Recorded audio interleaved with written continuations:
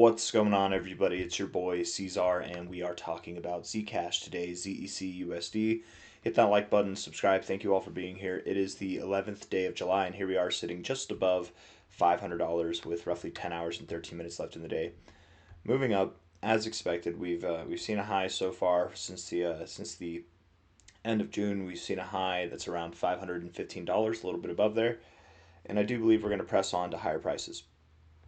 I'm skeptical at this point if we get above this high, but I'm pretty confident that we do see prices above this high. That's my cat if you hear him meowing. We take the high to the low of this range overall, and hi Mufasa. And the fact that we've interacted with the golden ratio now once, twice, three times, I would assume we break through it and we go to the next level, which is the 786, 886. Now, typically, when you see several interactions like this with the golden ratio, you do expect to stop at the 786, 886. That doesn't mean that you stop there forever. That doesn't mean that you can't go higher, but at least stop there. At least find some resistance. Perhaps you find support at the golden ratio, and if you do, then we could talk about higher prices. But if you go back through the golden ratio, it's likely that this was just a lower high, and we will send it below this low here. Hold on. Man, I had to sneeze. Ooh, and I scared my cat away. Anyways, that's the thoughts right there that I have. Let's get into the short. Dissect this a little bit more. 1 hour time frame here. Mufasa, be quiet. I'm trying to make a video. He wants me to let him outside. Dude will live outside for like days at a time. And that's cool and all, but I miss him, you know? I like to keep him in just so that he can give me attention. Anyways, lower lows, lower highs. I'll let him out after this. 1 hour time frame does look like we kind of want to come down. We've broken out of this higher low trend. Lower lows, lower highs here might come down. It's the weekend. Consolidate. It's okay. You're moving sideways. You know, it's not a big deal.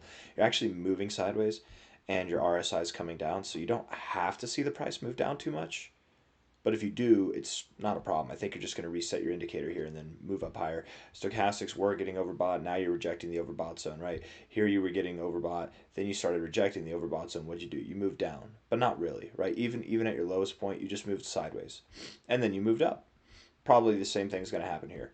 The MACD is also cooling off.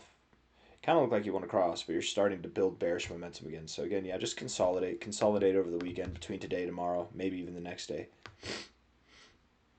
4 hour time frame here. Now this does somewhat look like a bull flag, somewhat here on the 4 hour. These bull flags can take shape in these like very small kind of formations, but perhaps it's not a bull flag. Perhaps it's a double top. Perhaps it's just a peak at which we're about to come down, find some resistance, continue to grow, whatever. I do believe that we're going to see continued growth, but just again, more consolidation from here.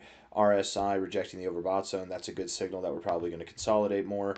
You know, you've got higher lows here, so just a little bit, maybe bounce off the 50, come back up to the overbought zone, try again later. You know, imagine that this takes this long to do. That'd be like Monday or Tuesday that we start to break out and move higher.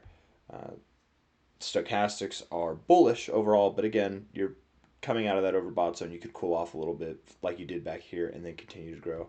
MACD looks good. Everything looks good. Daily time frame, you're actually starting to cross through the zero on your daily MACD, which is awesome. That's awesome. Stochastics look good. And the RSI is about to get overbought as well. So there's definitely some pressure building here, you guys. There's definitely, unless you see some type of significant daily close that's like below $450 from here, like over the coming days, unless you see something like that, I would say there's no reason why you couldn't move up to something near, if not even above $600. And again, that 786, 886 zone, which is probabilistically speaking, it's very likely at this point. That takes you anywhere from $552 to $611. I mean, that's your target range. Something above this high, but something below this high. Even if you get above 611, I'm not going to be too impressed. I would say if you get above this high, then I'll start to be impressed. Then I'll start to consider prices that are literally dramatically higher than where we are now. But I do think the pressure's building. I think you're going to get a nice little pop. It'll be exciting. Kind of like this. Imagine this back here, right? Like okay, no one's going to call that a higher high. But then you consolidate. Oh, oh, we're getting the higher high, guys. We're getting, and really it's just a lower high, and then you dump down, right? And it's this dramatic bullish pump gets people excited. I think we're going to see the same thing here. You know, you get this, oh, we're getting the higher high. Oh, here it comes. And then boom, and then we'll probably dump back down. Because again, the general thesis is I don't think a move like this happens and then it's time for new all-time highs. I don't think so. I think this is a sign that the insiders are aware of something that you and me are not, and lower we shall go. Hit that like. They got out for a reason, man. It wasn't because they felt like it. It's because they know something. Hit that like button, subscribe. Thank you all. Take care. Bye.